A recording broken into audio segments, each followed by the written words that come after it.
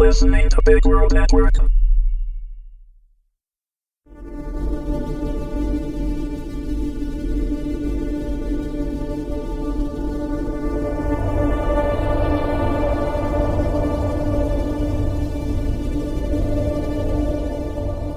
Kai's Inquisition, The Blight of Shadowfall. Episode 8. Written and read by Tawn Krakowski.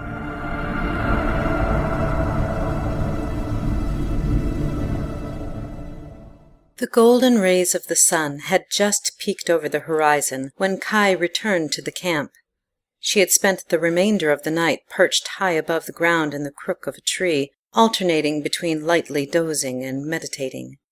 She was embarrassed that she had dishonored her order by losing her temper over such a small infraction. Her job was not to convert the godless or forgive the wicked. Her job was to annihilate the profane. Scolding Brivis for her blasphemy was beneath her, a task better suited to a preacher or a cleric. Kai was equipped to hunt, judge, and kill. When she returned to the beach, she bore enough fruit, nuts, and edible plants and tubers to fill their bellies. She was eager to convince them to travel as a group, and soon, and surmised that bringing food would hurry things along. As Pia's vision forewarned, they were all in grave danger, and Reynard's words rang true. They were safer together than apart. If luck was with her, Kai would also be able to determine those whom Naderu had chosen to accompany her to Shadowfall. As she stepped from the tree line, she found Brivis, who was supposed to be taking her turn at keeping watch, asleep, her body curled tightly around a canvas bag, near the slumbering forms of Jack and the halflings. She appeared to need some rest, so I told her I could keep vigil on my own, Pia said softly, joining Kai at the boundary between trees and sand to peer at the foursome. I believe she suffers from an illness that saps her strength, but she won't let me examine her. A pox upon all forlorn elves' infernal skepticism. She's forlorn? Kai blurted, mentally vowing to polish her observation skills. The similarity of her own experience of a childhood spent living among humans should have at least provided a clue. She wondered if Brivis had been orphaned as most of the forlorn had been. Her hair, Pia said thoughtfully. She must dye it, since the locks of full elves are always fair. All her other traits could be nothing other than pureblood. I assume she dyes it to more easily fit in within human communities where she grew up.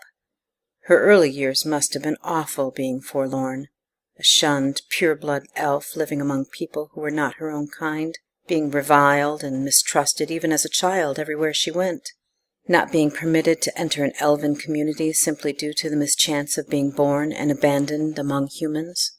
Even her own race considers her an outsider. No wonder she's suspicious by nature.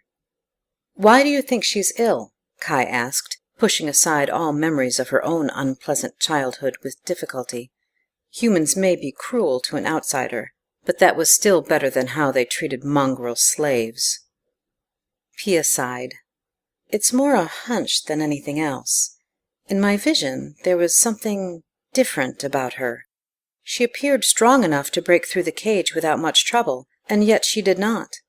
Tonight, she appeared close to exhaustion, yet an elf should require even less sleep than you and I to recover completely. Could it be a reaction to the poison in the stew?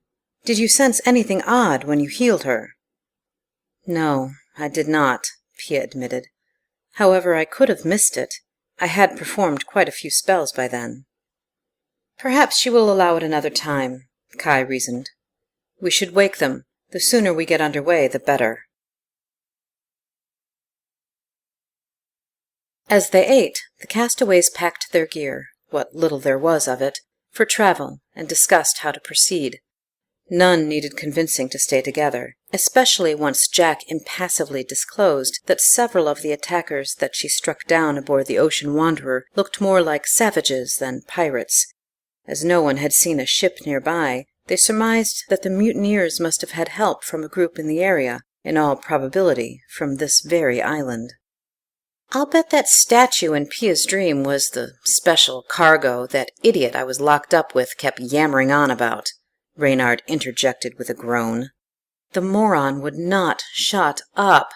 I swear, if I wasn't chained to the wall, I would have slit his throat with a stew spoon for 2 lousy minutes of quiet. He's lucky that whatever blasted the door open knocked me out. Oh, and Brivis? He winked at her coyly. You are much prettier than he described. You may still have the chance to finish redecorating his face once we catch up to him, but if you want to silence him permanently, you'll have to wait in line. Big words from a little man, Brivis sneered. We'll see who's quicker. Enough, Kai chided, slinging her quiver across her back. She hefted her bow and said, Reynard, you seem to be a stealthy individual. Why don't you help me follow the tracks and scout ahead? Can the rest of you keep us in eyesight in case we run into trouble? Jack, Pia, Brivis, and Chajek all indicated their acceptance of this plan, and they all set out, Kai and Reynard leading the way. The Inquisitor followed closely behind the thief, reading the trail of footprints, scuff marks, and broken branches along the way, until they came to a well-traveled path leading left and right through the trees, where the clues became confusing. I can't tell which direction they took, Kai hissed, her frustration making her already hardened features almost homely. She stepped forward and stooped to get a closer look at the ground, and was abruptly held short by a child-sized arm. Don't move, Reynard cautioned, his attitude unusually serious. There's a snare in the trail. I got it. He went to work happily disarming and collecting the fragments of the trap. You never know when one of these might come in handy, he proclaimed, deftly stuffing the components into a pocket. Kai leaned back slightly as she crouched to rest an elbow on her knee, one hand on the ground to keep her balanced. Eye to eye with the rogue, she said. Thank you. Would you recommend staying off the trail to avoid any other devices like this one? She didn't know much about traps, and was not in a hurry to get caught in one. Nah, it was pretty crude. If there are any more, I should be able to find them. Kai leaned forward to check the path again. I think they went north. Shall we? She stood, pulled out an arrow and nocked it, and pointed her chin down the trail. Reynard once again crept forward, with Kai close behind. She was able to develop a harmony with the halfling's clandestine movements, with occasional rearward glances to verify that the others were following without difficulty. Soon the path widened into a clearing, and Kai almost stumbled over the small man when he came to a sudden halt. Her yelp of surprise was muffled as soon as she realized what had stopped Reynard short. A few paces off the path stood a creature that resembled a towering jumble of vegetation, yellow flowers, and human remains. The only reason Kai knew it to be a creature rather than just a large pile of vines and bones is that it moved, reaching tendrils toward them aggressively. Instinctively, Kai and Reynard backed away as one, and ran into the others as they did so. What is it? Chajek demanded, looking over Reynard's shoulder at the now slowly approaching atrocity.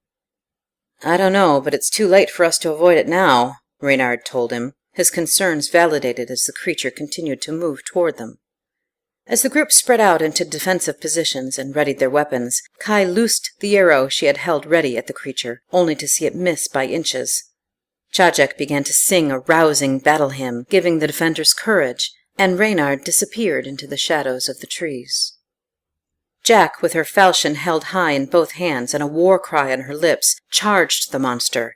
Her eyes blazed in a fiery rage, and her minimal tusks protruded from her lower lips in a fearsome display as she closed the distance in a heartbeat. Wait! Kai yelled, sudden realization dawning in her mind. It's a creeper! Don't breathe the pollen or let it grab you! The warning came too late for Jack. The creeper sprayed a cloud of yellow pollen at her as soon as she was within range, causing the green woman to halt her charge and lower her sword. Without hesitation, Jack proceeded to walk placidly into the monster's thicket of writhing tendrils. The others could do nothing but watch in horror as the squirming vines burrowed into Jack's nostrils and ears to reach her brain. What is it going to do to her? Brivis shrieked, gripping her slim rapier tightly as she held it out before her. Nothing pleasant, Kai answered, shooting another arrow and, this time, hitting her mark. The creature took the damage without making a sound, though a momentary curling twitch of its vines revealed that it had been hurt. Over Chajek's singing, Kai heard Pia shout something in a strange language, harsh and gravelly, before charging the creeper, her quarterstaff twirling overhead to build momentum for a strike. Pia's charge inspired Brivis to attack, just as Kai knocked another arrow and took aim. Reynard sprinted into the clearing from the west, shouting, "There's 2 more coming from this way!" "Help Jack first," Kai instructed, loosing her arrow.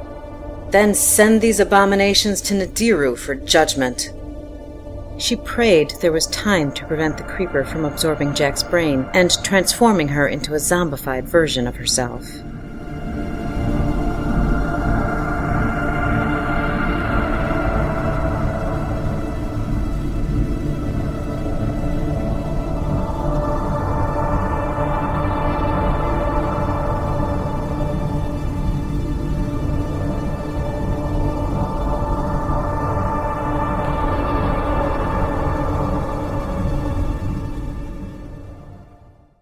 Music by Kevin MacLeod.